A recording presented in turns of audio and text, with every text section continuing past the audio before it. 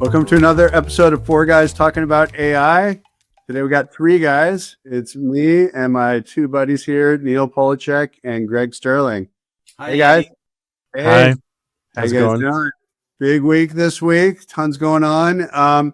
Today's episode is going to be a little bit of a different one. It's going to be unique. Greg and Neil run a company called LocalDialog, and what we're going to do is jump into a consumer survey that they both did and discover lots of really interesting consumer insights, consumer behaviors, what people like about AI, what they don't like. And why don't we just jump right into it?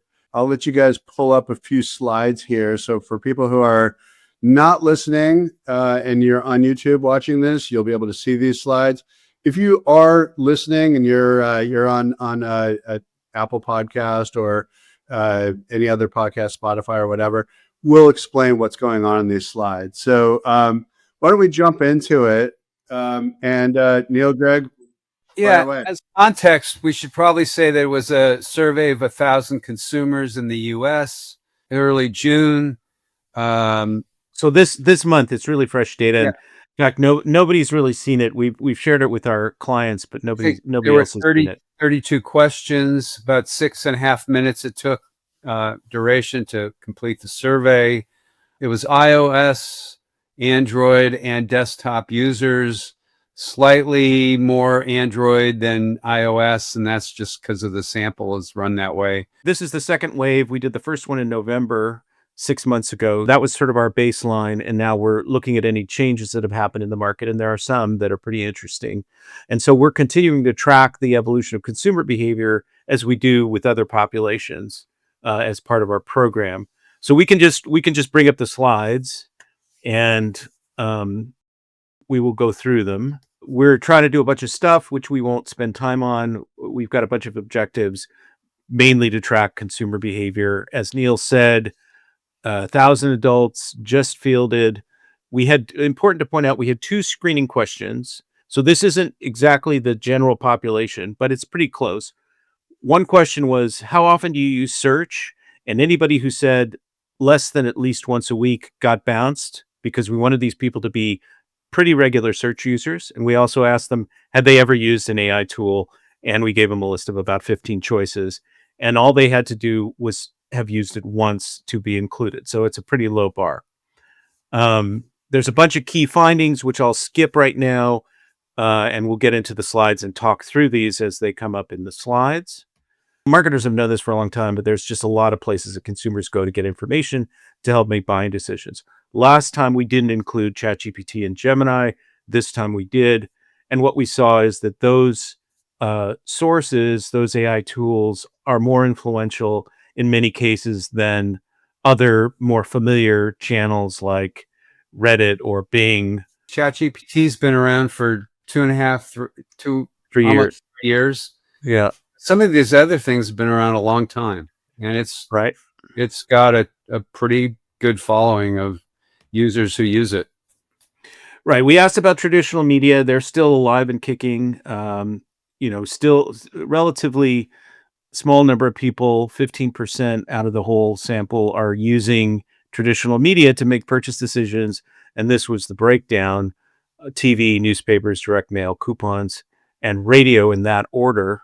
Traditional media still have a role to play because digital media is so competitive and noisy and expensive increasingly. So as I mentioned, we asked people, have you ever used one of these tools? ChatGPT, and these are AI tools. ChatGPT and Google Gemini are the top 2. Then comes Meta, and then Bing, Microsoft Copilot, and then a bunch of the others. And so, you had to say yes to one of these at least to get in.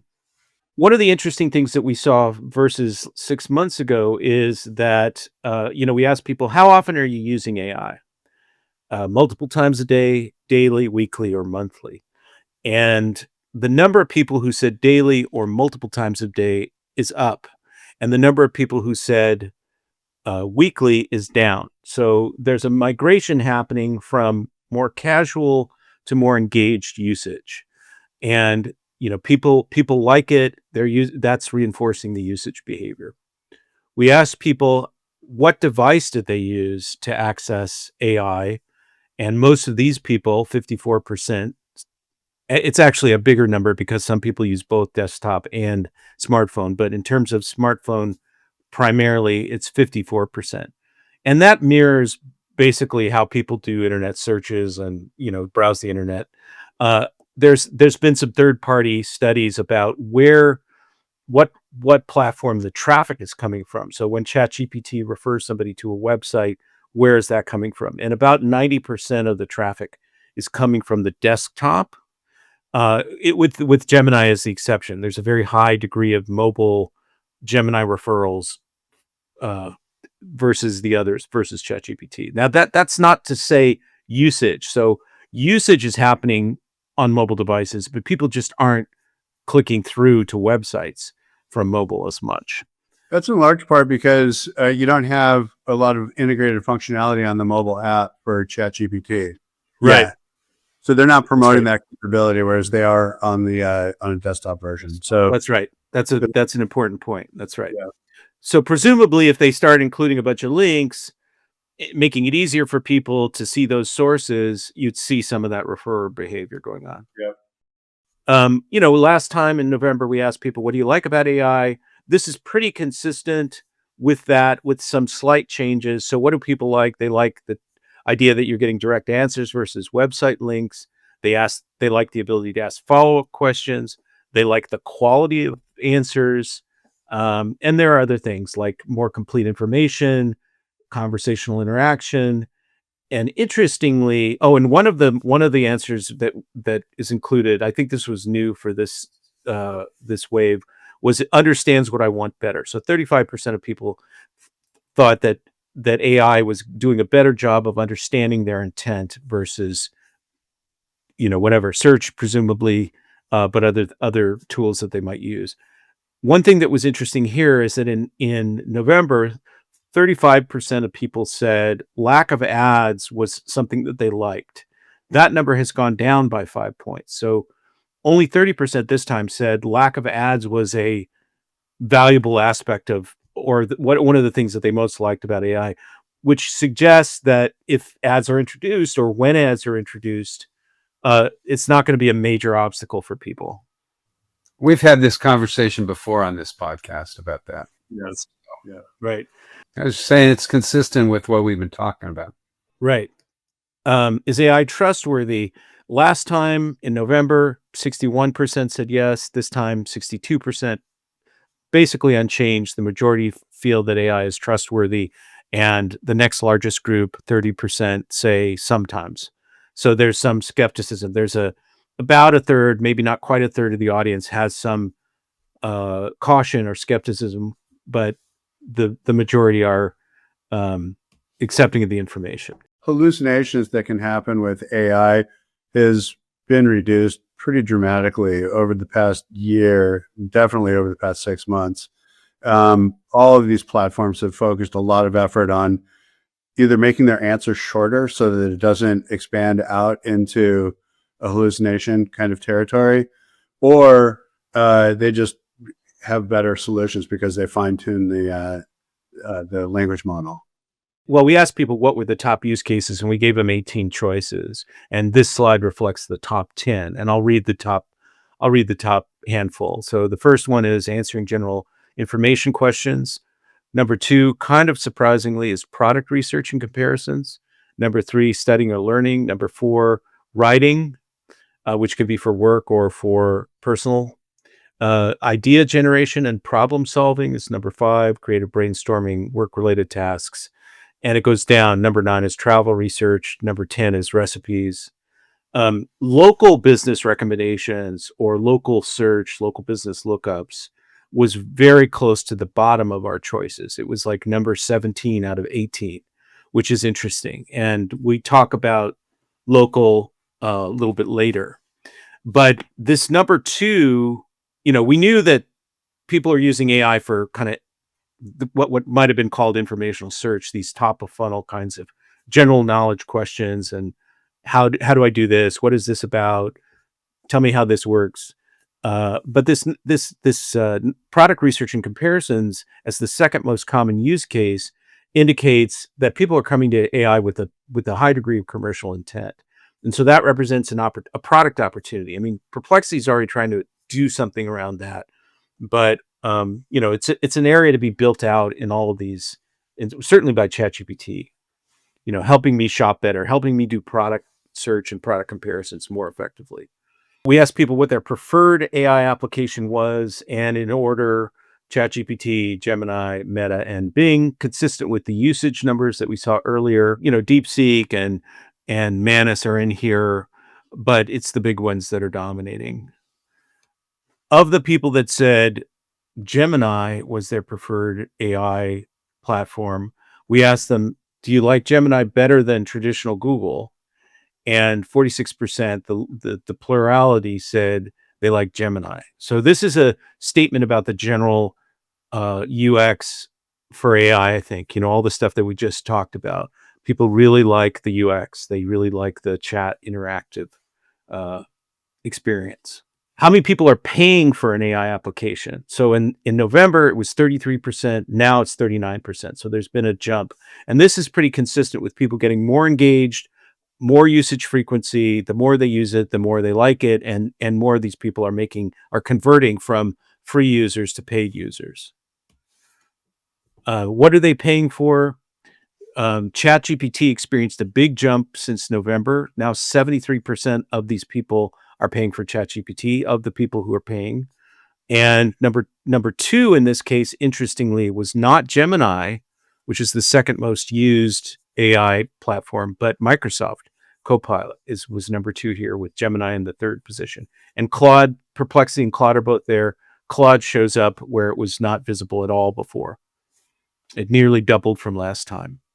What's been the impact on Google, and what are people thinking about Google and Google search results given these changes in behavior?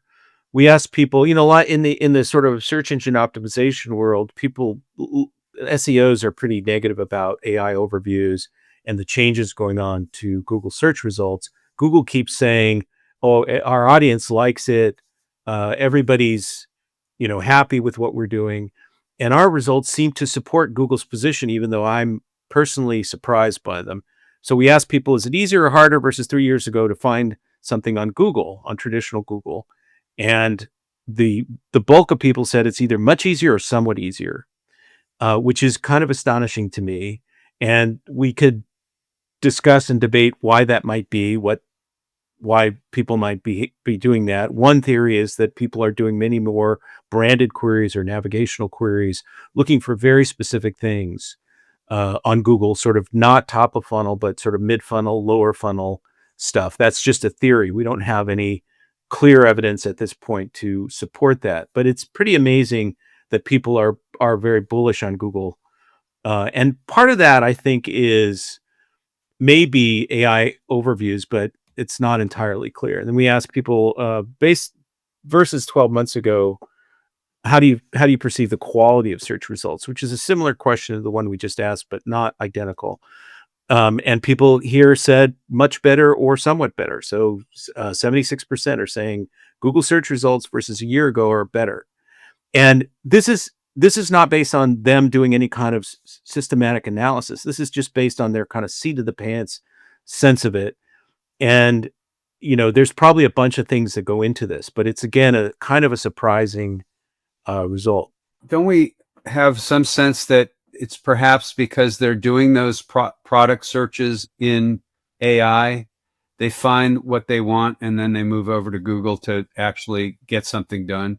So they don't have to go through a process in Google where they're getting a bunch of links. They're going, and that may be why their perception of their search results on Google is much better.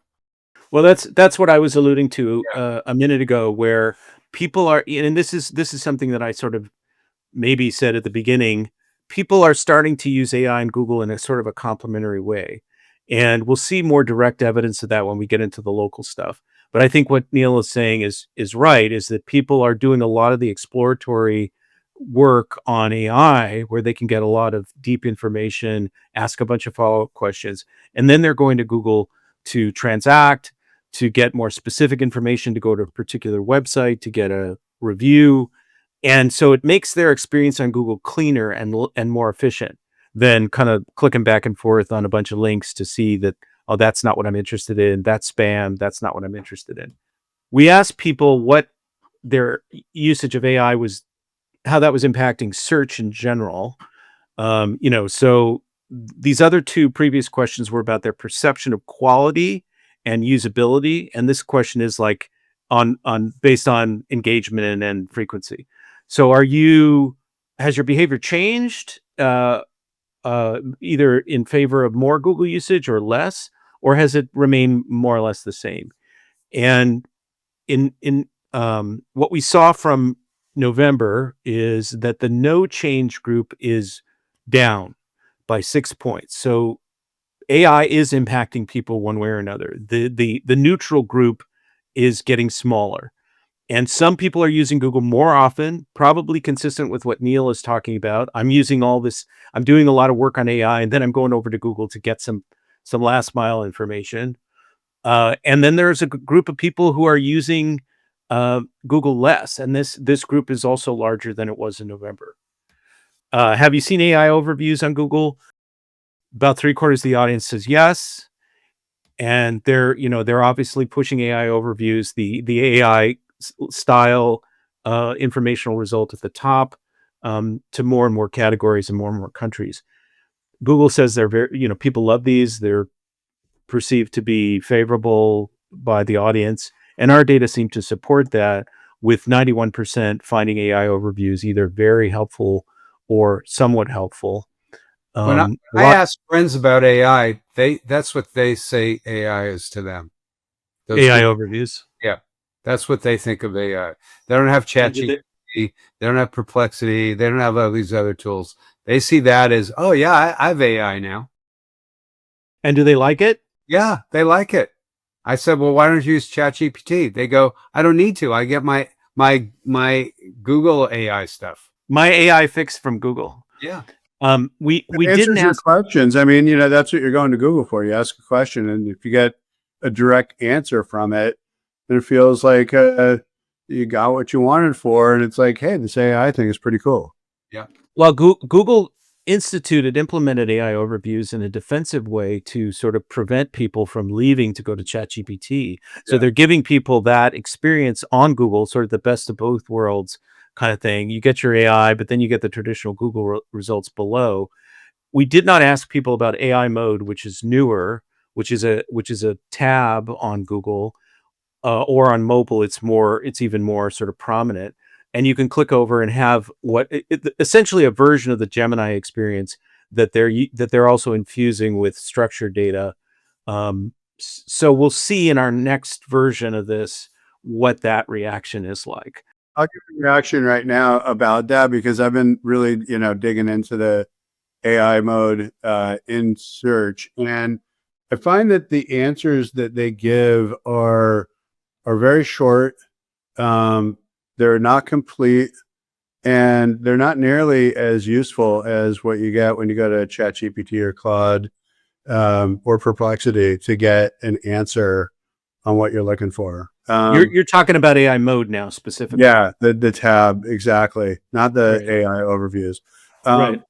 But I find that interesting, and I there's got to be a strategic decision as to why that is. It could be to what one side of the spectrum is that they want to drive more engagement. So they want you to just interact with it more and give it more prompts so that it then provides you to the next step and then to the next step and so forth.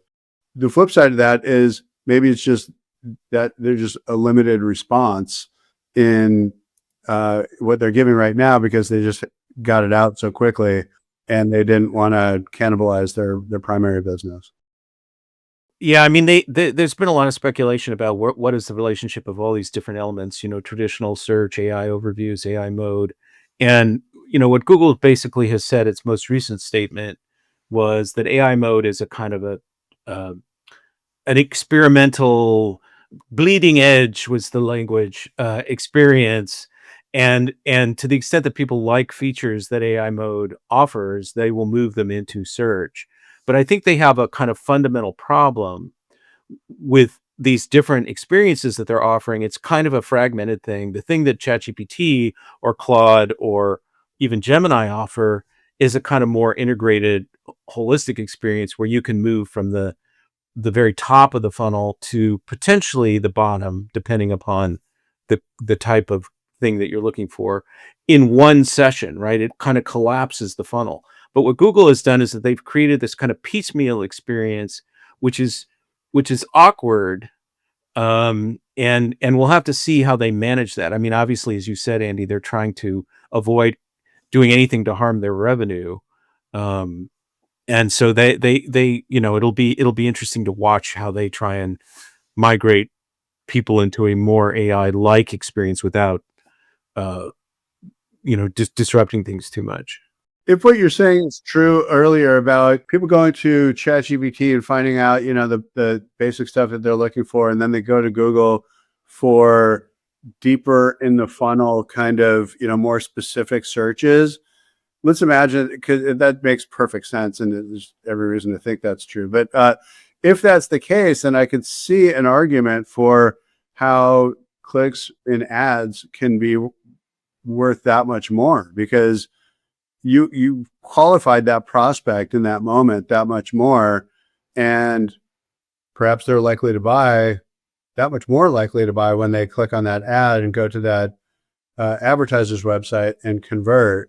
And that would cause that advertiser to spend more because it's working so well. It's Maybe a more qualified lead. Yeah, it might even be working better. One of the SEO platforms, I can't remember whether it was SEMrush, I think it was SEMrush, had a blog post in which they said, and I don't know exactly what the basis of this was, I think it was conversion data, however that's being measured.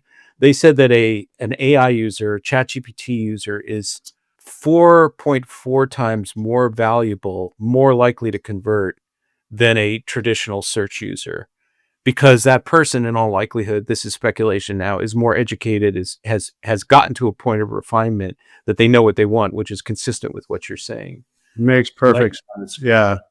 What you're saying may be spot on, but the counter argument is also that, when somebody's doing a category search, best, whatever, fill in the blank in such and such a geography, those advertisers are vying for awareness and position and vying for those clicks. And so that argument might be those people, Google's going to make more money off of that scenario than a bottom of the funnel thing where somebody's looking for a specific product or a specific brand. But it remains to be seen how this plays out. But it's going to be pretty interesting to watch. And there's obviously an opportunity for ChatGPT to bring people closer, to a purchase and then put advertisers right there. I mean, ChatGPT doesn't have any ad revenue to protect, so they could create an optimal ad experience, which is It's just incremental and not disruptive. Right. Yeah, it's actually becomes a feature. Right. It's interesting.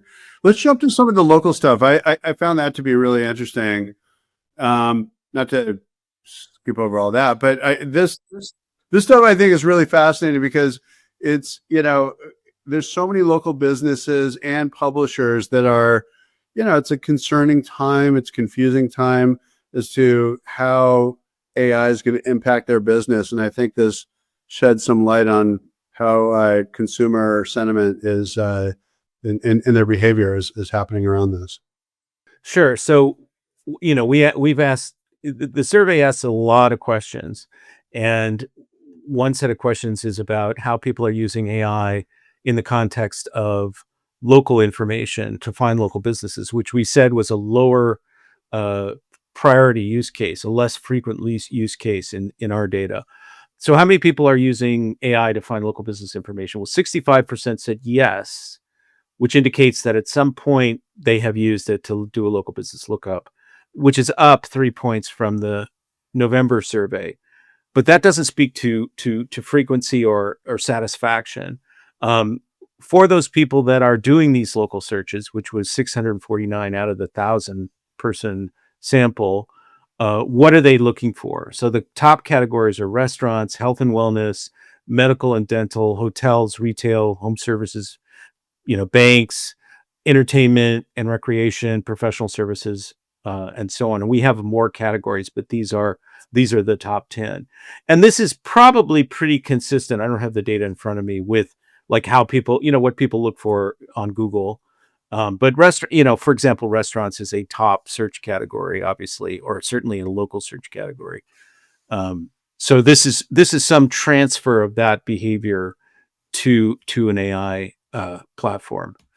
And then this is really if you're one of those, if you're a business in one of those categories, you should be paying attention. Exactly. Right. And there's a whole separate conversation about getting exposure, optimization, all of that stuff. So this is partly what plays into the theory about people using AI for top and mid funnel and going to Google for lower funnel stuff, or doing these very specific, very directed searches on Google. So we asked people after using AI to do a local search or to look up a local business, what did they do? And the number one thing that they did is that they went to Google or Google Maps for directions and contact information, or looked at reviews. So they've identified businesses, and then they're going to Google to fill in the blanks with stuff that they're not getting on ChatGPT. Thinking about it, doesn't ChatGPT, when you ask it a question, what hotel should I stay in on the west side of LA? It's incorporating the reviews into those questions. They do have reviews. They do have a kind of a version of a map, and they do have local listings, and they're getting data from Bing Places, among other things. They also have the Foursquare database, which was open sourced. So they have local data. It's there, but the experience is not what people are used to, and it's not as complete as Google. So Google is the number one reviews destination.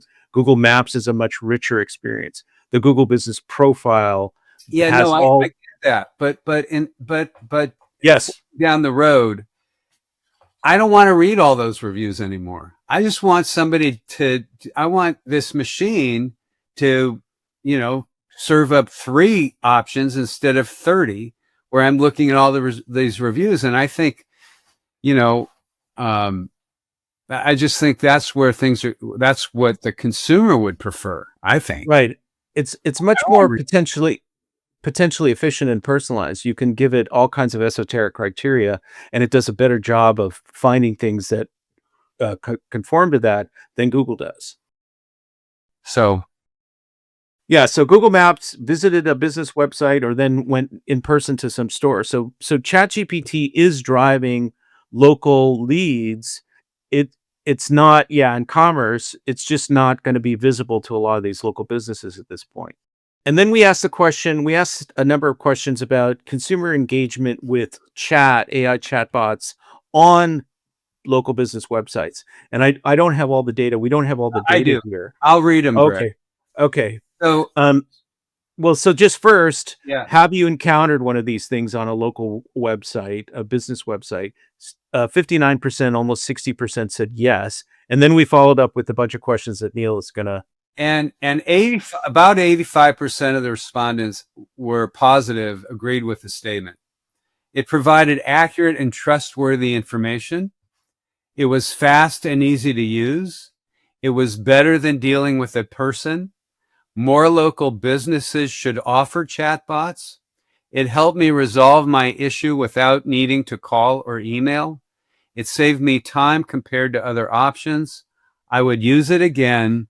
It made the business seem more modern or tech savvy.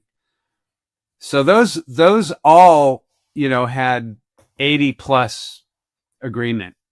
So if you do the math, 6 times 8 is 48. 50% of consumers are feeling pretty good about AI chatbots on local sites. That's a pretty high number. It's really powerful. That stat right there, and what you just mentioned in terms of how people feel about that experience is significant for any business, especially a local business that's looking to engage their customers to be able to provide a great customer experience right out of the gate. So when you go to somebody's website, you have questions. You want your questions answered. And the thing I love about a chatbot on a website like that is you can ask it those questions and get your answers right away and go from this awareness stage to consideration and deeper into the funnel. So you're ready to, you become a qualified prospect from the business's standpoint that much faster. And then from the consumer standpoint, you've gotten the questions that or the answers to the questions that you have so that you can just get a much better customer experience. One of the reasons why people don't do business with local businesses is because they made an inquiry, the business hasn't responded to them in a timely way. This is not exactly that, but the automations that are adjacent can do that. So businesses are either not responding in a timely fashion, or they're not, and if they don't respond, then people can't get their questions answered, or the website doesn't answer the questions by itself. And so these are important friction points or pain points that automation and AI can help these local businesses overcome. Responding quickly, giving people access to information that they need to make a decision, and that will increase conversions and revenue, just right away, because there's just a lot of inefficiency in this process of trying to get information from small businesses when you want to hire a service provider, tree trimmer, or a painting contractor, or whatever. These people are sort of out in the field. They're not responding. They're not, their websites are pretty rudimentary. There's some piece of information that's not available, and the consumer just wants to expedite the process and get those questions answered so they can make a decision, get the work done. Even more considered choices like dentists or medical stuff. I mean, these things could be very valuable on all those sites. Absolutely. Yeah. I mean, and not to mention after hours when somebody's not going to be answering the phone, or obviously. So and as we see, like, where everybody is being trained and we're all being conditioned to get answers immediately. You go to AI and use AI, you're going to get your answers right away. You don't have to sit there and like browse a website to go try to dig for what the answer is. You can just go to the chatbot and get your answer. Well, the irony is that a lot of small businesses in our research, because we do this kind of thing with small businesses as well, among other populations, is a lot of small businesses are heavy AI users. They're not all of them are equally sophisticated, but many of them are quite sophisticated in how they're using AI. And it's amazing that there's often a gap that's like the cobbler's children have no shoes kind of thing.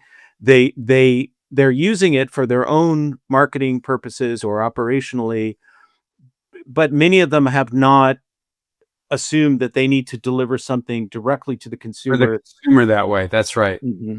Their customer service is a frequent use case. So people are deploying AI for customer service, but there are a lot of them that aren't generalizing from their own experience as a customer or consumer to their customer. Like, oh, I'm using this, I like this experience, I should implement this for my customer. That has not happened in many cases, and some of that is because they don't know where to go to get the tool.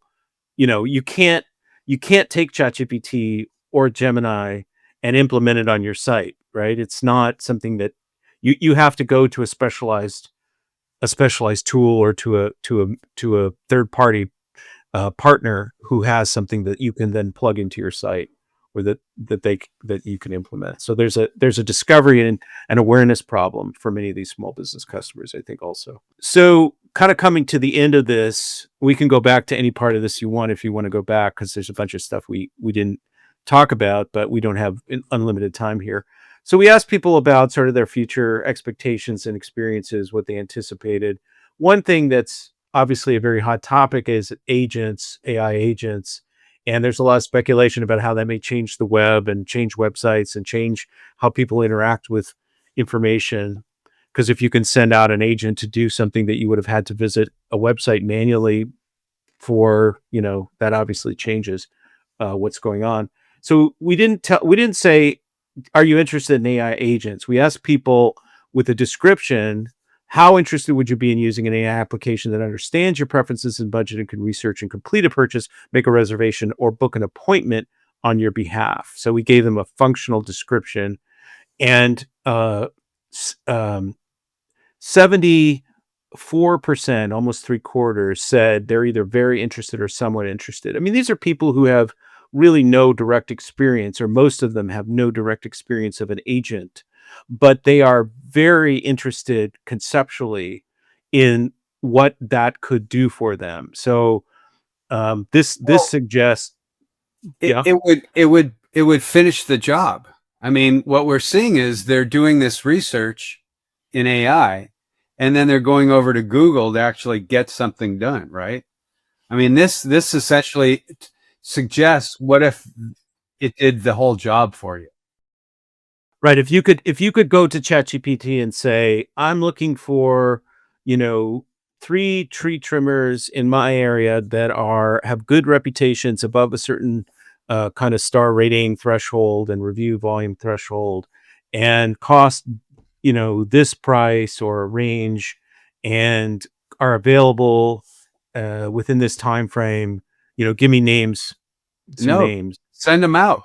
Send them out. Well, that's the first step. And then the second step is, book me a time with all three or with one of them,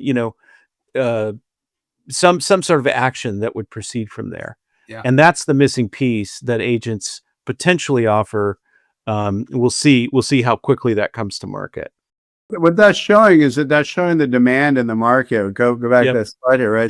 Pent up demand for sure. This is the demand on the consumer side, and then on the supply side, the other slides before talking about, these are the categories that people are using AI for, and then the solutions that a chatbot can provide for a business, and how that can convert those visitors. I think that's a really interesting way to look at all this data. Yep. And then we ask people over the next 6 months, do you expect to use Google more or less? Do you expect to use AI more or less? And in the case of Google, 85% said they're either going to use it more or about the same, but 14% said they expect to reduce their Google usage, which is about sort of transferring some of that behavior to probably ChatGPT, but potentially other AI tools as well. So this is a kind of, as I say on the slide, a half empty, half full story for Google. They've got a high degree of loyalty, but a meaningful minority, 14%, say, I'm probably not going to use Google as much. In my case, and this is probably true for you guys as well, and a lot of people I know, I still use Google, but I use it much more narrowly than I did in the past. I use, AI tools much more often, much more heavily, and Google has kind of become this secondary tool for me, where it was really a primary way of discovering information and getting things done in the past. Like, I know my use of New York Times Cooking has gone down. I know my use of what is it? What's the travel site? TripAdvisor, Expedia. So, like, all these specific use cases that I go to AI for now, I'm taking traffic away from those places. Maybe not Google, because Google can get me to books, where I need to book something. But all these informational experiences that I used to use in other places, my traffic's moved. Well, it's an interesting point, Neil, is that, and maybe that's why people are going back to Google in their experience now, because that's where you transact. That's where you actually do something. Yeah. Yeah. Whereas, you find out your information through ChatGPT or through, Claude or what have you. But when you want to act on that information, then you go back to Google and you dig in there. Yeah. So that is white space for ChatGPT, Claude, Perplexity to be able to, fill that gap. And some of the use cases that you're talking about, book me appointments right from that experience in ChatGPT, that can be a very compelling lead gen kind of experience for the business. Yeah. One thing that's sort of related is we ask people, versus your preferred AI tool, is there anything better about Google? And we offered people a bunch of choices. And this is, for people that can see the slide, you can see what the top reasons why they liked Google, or the things that Google offered that they didn't feel were comparable on AI. Links to websites, which of course ChatGPT has, but not as prominently. Images and video, product search and shopping. Even though product research and comparisons is the number 2 use case, there's still product images and product information and certain kinds of capabilities that Google has. They have a very e-commerce kind of product oriented UI that you don't get in these AI sites. And then some people said the accuracy of search results, even though 62% of the audience felt like AI was very trustworthy. The things that I've highlighted, that if you're listening to just the audio, you won't be able to see, that pertain to the local stuff, which are interesting. And it goes to the, what do you do after you conduct a local search on AI? Well, I go to Google to get reviews or contact information. So what people are saying here about what they like better about Google is maps, right? Which it implies a bunch of stuff: business details, directions. And then number 2 was reviews. And then number 3 was local business contact info and directions, which is a piece of maps also.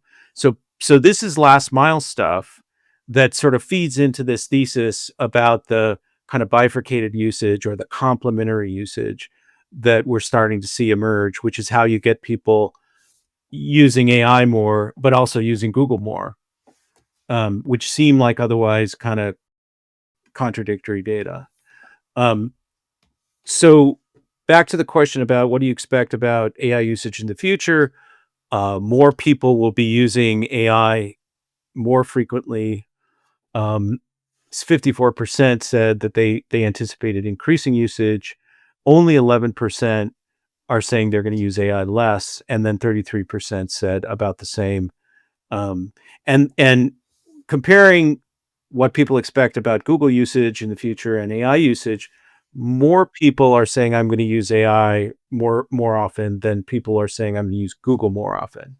So on balance, there's a sort of a net loss for Google. It's accelerated. I mean, the more you use it, the more you use it for now. Right. And that's reflected in the migration of people from casual users to more engaged users, from free users to paid users, which is what we saw earlier in the data. We asked people in November, is AI going to replace traditional search within 3 years? And 69% at that time said yes, and it's up by 3 points to 72%. And the unlikely, not unlikely or very unlikely group that didn't think that AI would replace traditional search was down a corresponding 3 points. So this is again sort of momentum toward AI, or the AI experience, which of course Google is implementing in the form of AI overviews and AI mode. Yeah, and that is the final slide. Do you want me to go back to any of the slides that we went through, or anything that we didn't talk about? No, this is really interesting and great stuff, and thanks for sharing all this. The consumer insights on this are really valuable, because it shows the demand and sort of like a snapshot of where the consumer mindset is overall. And again, if you're any one of these businesses and you're hearing this demand, having a chatbot on your website, for example, or using some of these tools in your workflow is a great way to engage those customers. You kind of have to. You sort of have to move toward embracing these tools, because everybody is being conditioned to, as you pointed out, I think, Andy, earlier, the expectations are changing, and AI has a lot to do with that. And you really need to conform to those expectations, or people will bypass you. They'll go to, like, I've told this anecdote to a number of different people. My wife's we had a used Bolt EV, and I mean, it was a pretty nice car for what it was, and it got totaled when it was parked. It was parked on a street in Berkeley, and somebody ran into it and totaled it, which is crazy. But what I'm trying to do now is replace that car, or maybe upgrade. But I haven't shopped for a car online for a little while, And, there's TrueCar, Cars.com, AutoTrader, Kelley Blue Book, Edmunds.com. There's a dozen sites that have car listings. None of them is comprehensive. They're difficult to use. There's just kind of awkward user experience that's probably circa 10 years ago. And I've decided to just abandon them for ChatGPT. So what I'm doing is I'm doing my search parameters on ChatGPT, and it's giving me links to individual car listings on these websites. And it's such a more efficient experience than going to these car aggregator sites. And basically the lesson here is I just gave up on these sites because they were too kludgy and not, as easy to use as the ChatGPT experience. And so I'm just not using those sites anymore. And this is what you're saying, Neil, to some degree with the travel sites and other examples. Think about Travelocity. Is it no? It's Travelocity. I don't even know if Travelocity is around anymore. Are they even around? Expedia's around. Expedia's around. No, TripAdvisor. That has all those reviews and all those listings, and like, I want 3 really good hotels in Copenhagen, and ChatGPT gives me them, and I trust it. I figure it's read all the reviews. Why would it serve it up if it was a shitty place, right? It's not going to serve it up. It's not going to find it. Well, the point is you can put in whatever personalized variables you want, and it'll give you. And I don't have to go through each of those, reviews, and it's 4.5 and 5, because I don't believe reviews anyhow. Frankly, I'm I don't jaded. I'm jaded. Well, I mean, if you go, for example, to hotels.com, which is the site that I have used the most to book hotels, and you try and do something which has got proximity to some area of town or landmark or someplace you want to be, it's very awkward because the way I won't go into all the details, but it's just an awkward user experience. And with ChatGPT, you can say, hey, I want to be near the river and in a hotel that costs me less than $300 a night and that has these features, et cetera, and it will give you information which is generally speaking accurate. So this has been really interesting, and I'm glad we had a special kind of focus on consumer demand and consumer behavior here. And if you're a business listening to this, I'm hoping that you're listening to it with open ears, because this is your opportunity in this shift towards AI behavior to engage customers on their own terms, the way that they want, to be able to provide that great experience and immediate answers that they're looking for. And I love the profile that you mentioned earlier, Greg, where you said, or Neil, I think maybe you mentioned it, where you were describing their sentiment with the experience, right? The 80% of the people who are very happy with it because they aligned with, they felt that company was a modern company and they're forward thinking. And these are trust building kind of signals that people intrinsically feel. And so when you adopt these kinds of tools in your customer experience, it really has that kind of brand halo effect. And so not only are you delivering a great customer experience and likely booking more meetings as a result of using it, because the AI chatbot can connect to your calendar and schedule meetings with you, but you're also having a halo effect on your business and creating a halo effect where your perception of your company is a more modern kind of a company and forward thinking. So really great insights, you guys. Thank you. Let me just add one thing for, a little bit of a plug for us. If you're interested in learning more about this data or what we do, just go to localdialog.com, spelled dialogue, localdialog.com. We'll be happy to talk to you. We do a lot of research like this. And so if you're interested in learning more, just go and shoot us an email. And while you're at it, when you want to get some of these bots built for your website, come to WeLevel.net. Exactly. Yeah, we're all doing plugs today. Yeah. All right, guys. Thanks so much. Thanks everybody for listening. We appreciate it. Have a great day. Have a great one.